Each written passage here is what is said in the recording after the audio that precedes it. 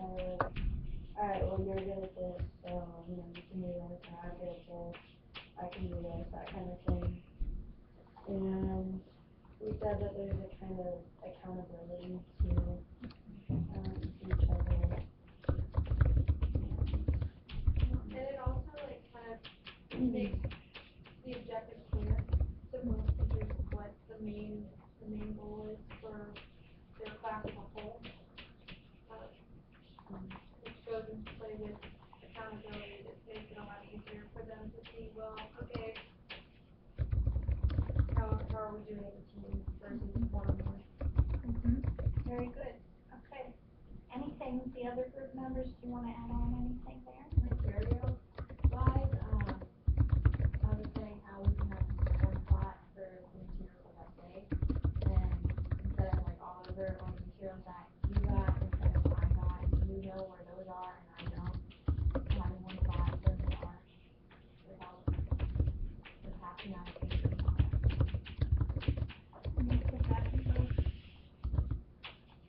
Okay. So just even thinking through the logistics of that space and organizing that space with materials. Okay.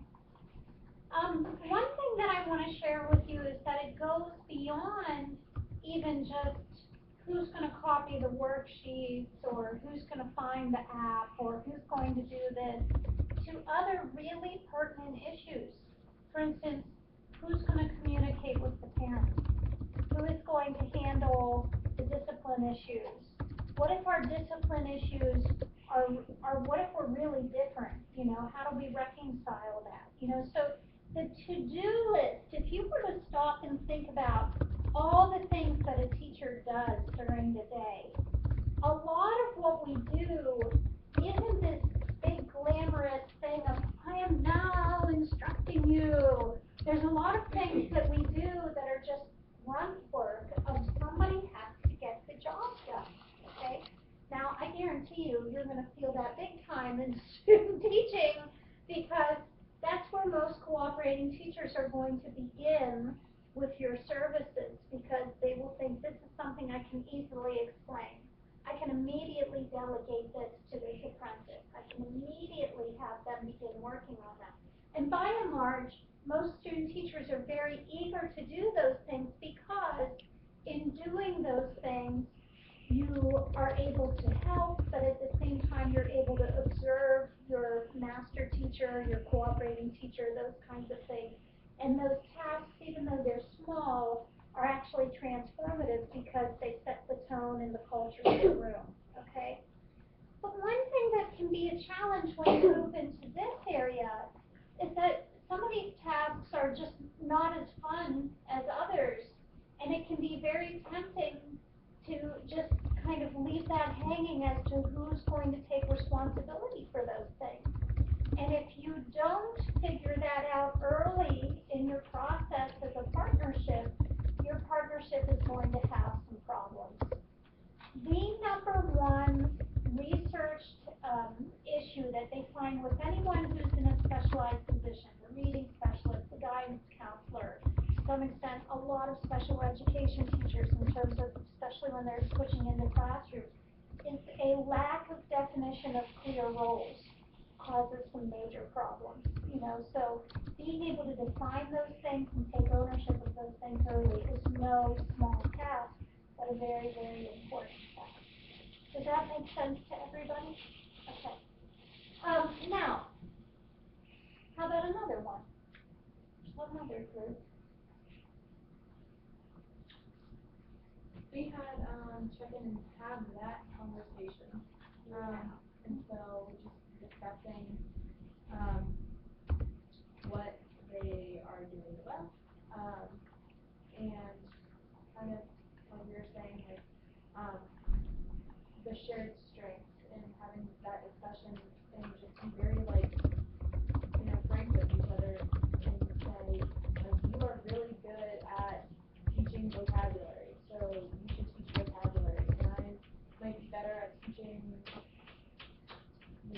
comprehension or dealing with that, and so just being honest with each other and open with each other in order to help the students benefit the most rather than worrying about your own, Yeah. pride and stuff like that. I agree. Anyone else want to chip in there? You were talking about how asking these questions is important because it makes you seem like you're trying to learn the class, but if you figure out the details of like, hey, where are you going wrong? What was our policy about this? If you have those conversations from the class, then it kind of makes it easier. One of the things that this gets at is like the hard questions and answers. This idea of like, am I a good partner for you? Are we working well as a team? Are we achieving the goals that we set out to achieve? What are my strengths? What are yours? How can we be open about those things instead of being self-conscious about those things? And when we recognize a weakness in one another, how do we avoid that very kind of human thing that we do in terms of either being irritated by that weakness or just not addressing that weakness? Teachers are famous for that. You all tend to have very nurturing spirits, right? Me too, believe it or not. And, so when we encounter a weakness in someone, it can be really hard to say, hey, I noticed that this is a problem. Okay, that can be very, very challenging. But doing it is really, really important because if you don't do that, then it becomes like the elephant in the room that really needs to be dealt with and isn't dealt with very well. I think of all the topics on our chalkboard, this idea of having that honest and very forthright kind of back and forth between yourself and a colleague is probably the most challenging for Grove City College students. Okay? Why do you think that's so hard? What do you think? Like, let's put you all into the role of the student teacher for the moment. Why is it hard to do that? And then thinking through what it looks like when you're on this continuum. Why is it hard? Why is this so challenging for us? We don't want to humble ourselves. Yeah, you don't want to seem prideful. Well, maybe it's the opposite. Maybe like you don't want to admit that you have these issues and you're not, willing to do that. That's the one part of it.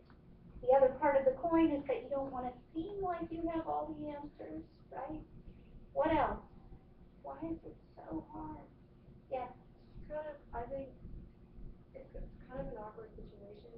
How do you address that in a kind and a loving way without sounding like a jerk? I know, right? So it's like, I want to be nice. How do I be nice? Yes.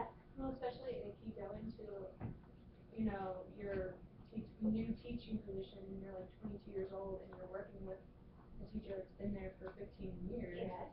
And you're like, they're kind of stuck in their ways maybe, and you like want to say something, but it's like, well, You don't want to step on their toes. You don't want to be seen as that upstart. You don't want to be the one that is perceived as the young know-it-all, right? Okay, this is all resonating. People are nodding their heads. Anyone else want to give input into why this is so challenging? Yes? If you don't say it politely, you're going to have a rough rest of the year. Yeah. You have to think of how you discuss these things in a winsome way, right? Okay, so let me give you a few tips related to this because this is a big issue, all right? The most common response that people have with these kinds of issues is they say nothing. Now, what happens when you say nothing? All right, think that through for a minute. Yeah, does it get better? Something will happen. No, right? And does it actually stay the same if you say nothing? What happens if you say nothing? It gets worse, right? And this is really an important truth for you all to understand, even though it may make you uncomfortable, right? Our profession has a habit of doing things that please adults at the expense of school children. In the name of coworker harmony, we're not going to address any kinds of issues or problems. Who's the loser in that situation? the kid is the loser. I just want to gently remind you all that once you get out of this happy little building and you start your teaching careers, that it's not about pleasing one another. It's not even about pleasing a supervisor. Right now, you're in this situation where, like, you're on that hamster wheel of, I'm pleasing my professors, okay, especially right now at this point in the semester. But later on, that is not who you're accountable to. You are accountable to the students. I always find it interesting. Let's think about it with another industry for a minute. Let's put you all into a business mentality, okay? The evil business people, right? And what do the business people want? Well, you know, maybe a few of them are social entrepreneurs and want to change the world, but the vast majority of them, what drives the business person? Cash, okay? Cold, hard cash, right? So would you expect a business to thrive if the people running the business never had conversations about whether they're actually turning a profit or not? Would they actually do well, right? And if there was a problem that was impacting their business model, would they, in the name of just being nice to their coworkers, continue to accept the problem? No, they wouldn't. So why do we do it in teaching? Do you see what I'm saying there? I'm not saying that you have to be ruthless. You can still be nurturing. You can still be tactful. You can still be kind. But you must be honest. And this is an important part of co-teaching. I once worked with this woman, we did co-teaching together, and she was a brilliant second grade teacher. Just brilliant.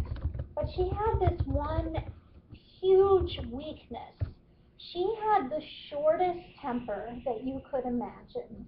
And when kids would stick one toe out of line, she would go all kinds of ballistic with very loud commentary on their behavior, very public ways of addressing the kids' misbehavior and those kinds of things, very individualized. Okay, even though, you know, you see me in this college setting, you can imagine that behavior kind of approach didn't work for the kind of way that I thought we should have a culture and climate in the classroom. Now, was it hard to say, hey, so-and-so, I think you're brilliant, but you know what? When you start screaming at the kids, they shut down, and we need to have a discussion about how we can work together to have that not happen anymore. Was that hard? Yeah, it was hard to do, but was it important? Yes. At the same time, was it hard for her to say, hey, Connie, I think you're brilliant, but we really do need to get the paperwork done on time. Was that hard for her? Yes, but was it important? Yes. See, some of you are chuckling. You're like, oh, I can see that. Okay. You know, so my point is that you have to have those hard conversations. If you can remember that it's professional and not personal, that will go a long way to soothing over your hurt feelings or the other person's hurt feelings. At the end of the day, these people are your co-workers and not your co-friends. And it's nice when you can be friendly with your co-workers, but that's not what you're there for. You're there to actually accomplish a job. Does that make sense for everybody? Okay. Do you want to dialogue about that one more, or shall we move on to another one? Yes. I feel like with all these conversations, do you just kind of put the kids like first, like what they understand, or like you kind of just have to? It really depends. I mean, there might be situations where the kids aren't even involved at all. Maybe it's just something annoying that that person does, that they're not even conscious that they're doing it.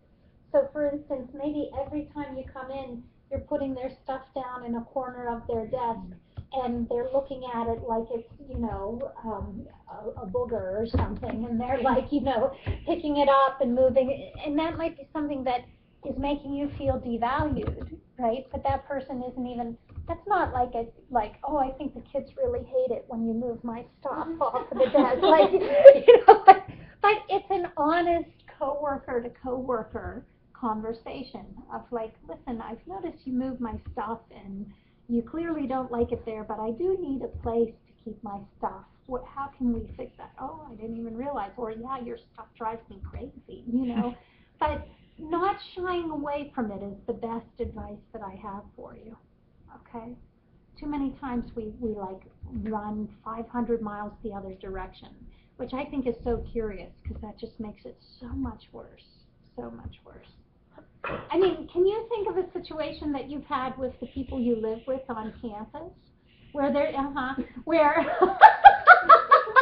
no fair looking at one another right now, that's funny. Okay, but like, can you think of things where you've been like, and I'm sure there's been things where you've been like, okay, I need to address that, and you have, and maybe there's been some like rocky roads after that, but they eventually get smoothed out, right? Maybe there's other things where you're like, I'm not going to deal with that at all. I'm going to do the Grove City thing and hide and just pray about it and hope it gets better. And I'm a faithful woman, but like the Lord has big things to deal with in this world, and there are some things that He would like you to be bold about and have some courage to deal with, right? Okay, you know what I'm saying. So I think this is, now you're all, I've lost you because you're all like, pick up your dirty socks. But my point is, this is really hard. But not every part of our identity as a professional is something that is easy to do. That's why people call it work and not our great and glorious calling, okay? Some of it is hard, and you have to be willing to do that hard work. All right? Make sense? Okay. All right, let's do another one. Yes, ma'am. Ours kind of ties in with what we were just talking about. And ours is called dialoguing in front of students. And basically, like, it gave you 3 options, so you could either let it go and just not ever come back to it again. It's more for, like, those little things that happen moment to moment. Yeah. So not things that you necessarily plan out. Or just get annoyed and say nothing about it, or address it out loud in front of the students. And it actually recommended that we do address our issues out loud in front of the students, but we need to watch our tone when doing so, and like be like, hey, Mrs. K, I think that it would be great if they could keep their books out this time instead of putting them away, so we could save time later. What do you think about that? And like, just being open and honest. Right. And let me ask your group, could you see this? This is like you're in the midst teaching, and somebody does something that is not right on the radar with where you wanted to go, and your choices are, I either have to undo this right now and be in that awkward situation of saying, well, this teacher just told you to do this, but I want you to do that. And then am I going to set up a climate in my classroom where they're like, a ping pong game and watching who has control of the ball, right? Or do I say, well, I see why you did that, but actually, kids, if you could do this, that would be great. So-and-so, is that okay with you? You see what I'm saying? I think you can all see that very soon with student teaching. Yeah. We also kind of said that this would look very different between like a student teacher and a co-teacher. So true. Like, as a student teacher, we don't think we would take like the passive, like let it go and then ask her about it later for him.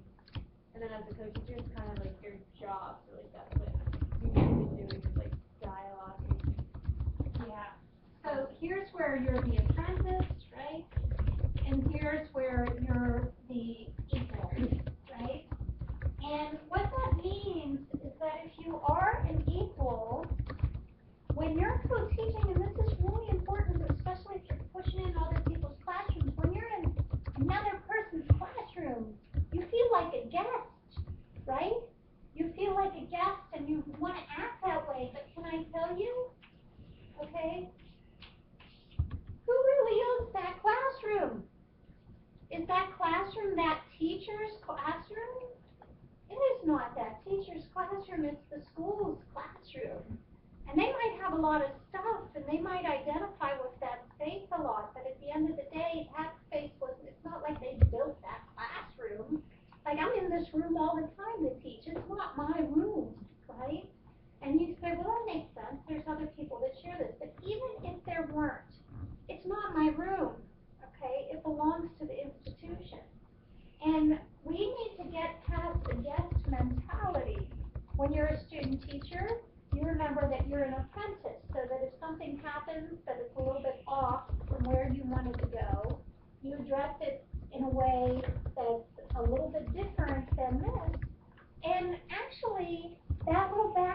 forth of, hey, I wanted to do this, or I wanted to go here, or students, can you do this? The kids roll with that beautifully. Where it creates problems is when you do these passive aggressive things of, oh, I'm now going to slowly undo what that teacher did, right? I mean, keep in mind your program teacher isn't stupid, so let's say they tell the kids to put the books away, and it's your turn to teach, and at some weird, odd place, you're now saying, let's get the books out. That teacher's going to be like, why didn't they just say keep the books out in the first place? You know, so that's important to keep in mind. What if you're a student teacher and you're teaching all the time now, but then you're gone for one day, so you give the lesson plans to the teacher to teach for that day, but then they don't do what you want them to do? Right. How do you? That's a great question. Did everybody hear it? Did everybody hear the question? You heard it in the back? So here's my suggestion, okay? If you are not there, you don't know what's going on that causes the teacher to do it a certain way, okay? And you could think, this teacher is doing this to totally undermine my authority or to totally make light of all this hard work that I had in planning. But let's look at it another way. Maybe there are things going on that you didn't anticipate that happened that made them have to make a change to the plan. Or maybe they're just not good at delivering it the way that you would have, and they fall back on a strategy that they know will work better for them. So if you think about it not in terms of a my way or their way, but in terms of our way, what you need to focus on is, did the objectives get met? And if they got met, does it matter how they got met? If the objectives didn't get met, then that's a conversation about why and what can we do to make sure the kids get this. But if the objectives got met and it's a very different plan than you would have had in your absence, you know, then I would say, does it really matter? You know? So that's a really important thing to keep in mind. And this is a really big issue, this idea of absences, because let's project you into the future. Let's go with that future classroom role. You're co-teaching. Who's going to be called out for more IEP meetings?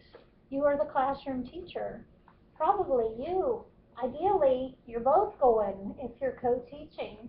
But if you are pushing into another classroom and you're having the IEP meeting for that student, then chances are it might mess with your co-teaching schedule a little bit. Do you follow me on all of that? That's a really good question. Other thoughts or concerns about this one? Okay, let's go on to another one. I haven't heard from everybody yet. Yes, we can. Okay. So we had develop a productive co-planning flow.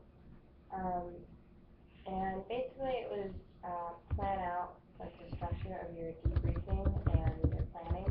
So it's not just like, so it's very time efficient. And the example that was given was before beginning a unit, kind of like mapping out the big picture of the concepts and everything that you're going to do. And then they meet every Monday and Friday. On Mondays, they focus on the following week's lessons, and then also tie up loose ends with the current week. And then on Fridays, they reflect, and then talk about next week, and then do this like rough sketch of the week after.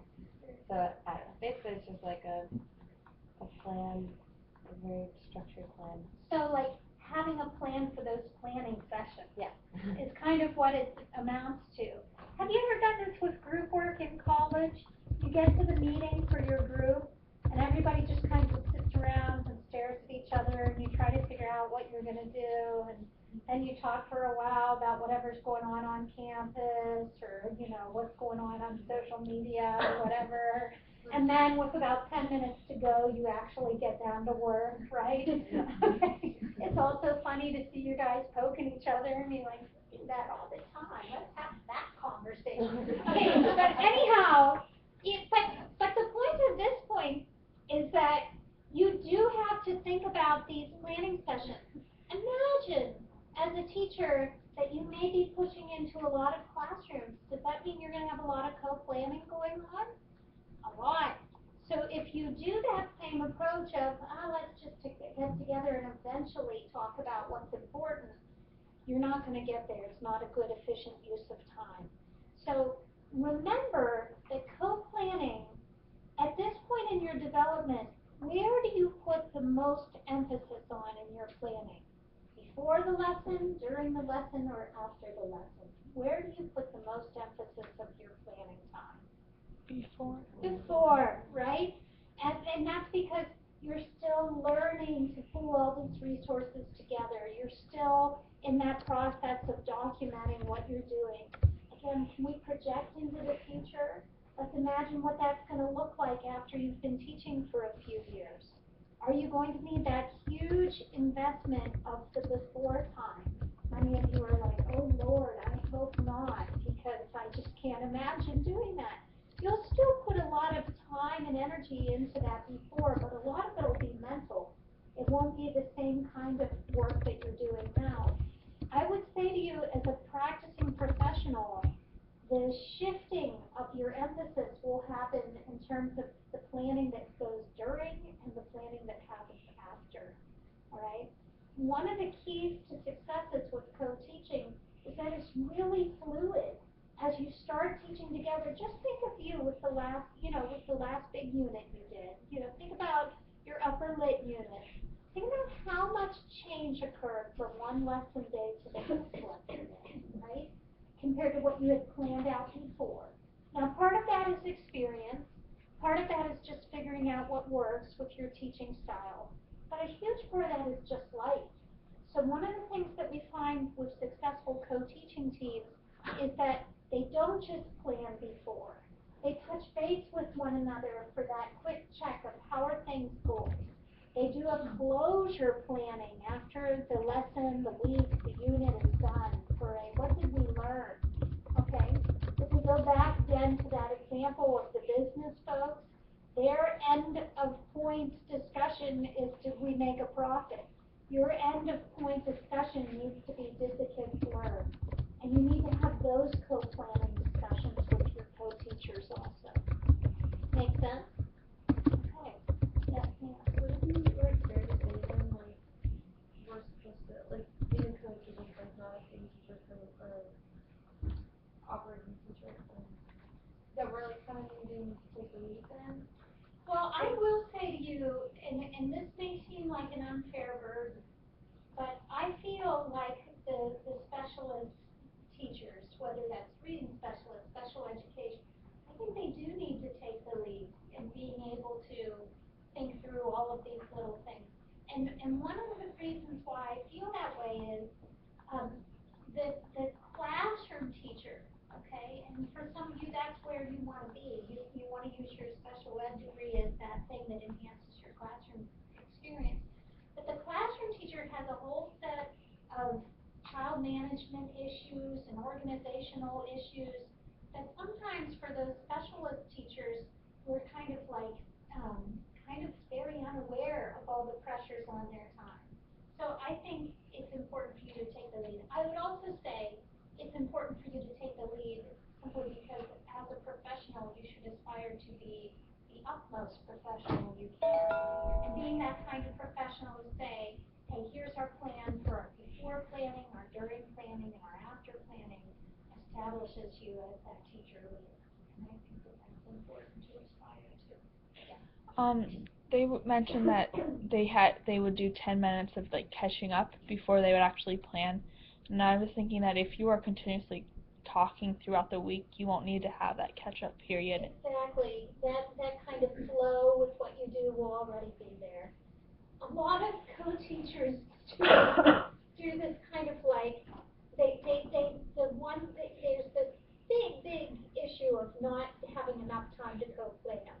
And so too many cooperating teacher groups do this business of what are you doing today? What am I doing today? Let's figure it out. And that's so bad. You don't want to do that. You want to be thoughtful about that. The preschoolers are out. Okay, they're looking at the doors. I read them all my poem this morning. Had them sit crisscross applesauce in front of me. You can't reach this one, so they won't vote for you. They weren't going to vote for me anyway. They were all going like this as I was reading. They want to win, you see. They have their own door.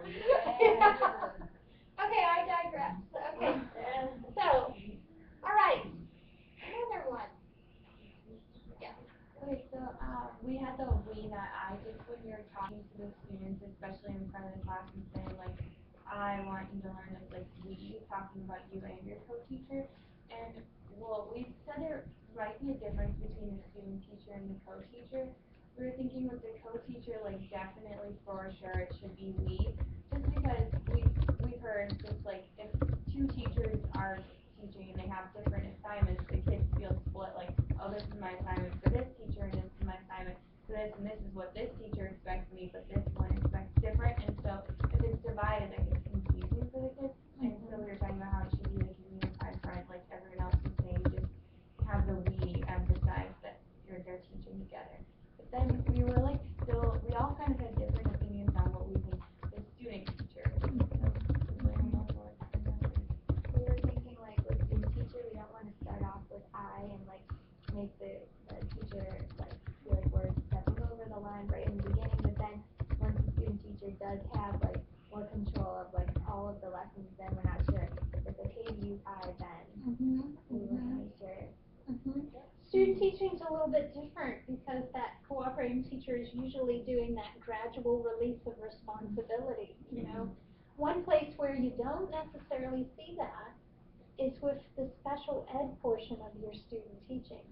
In general, we find that with the special ed portion of your student teaching, those teachers aren't looking for, you're going to take over everything. They're looking for, we're going to be equal partners in this process by the end of your experience. So sometimes it's situational, right? And I would say that with student teaching, you do definitely want to move into that I, but not a selfish way of I, more of I'm the teacher right now and I'm confident and I'm trying to do this in a way that honors the pathway that's been led for me by this other individual.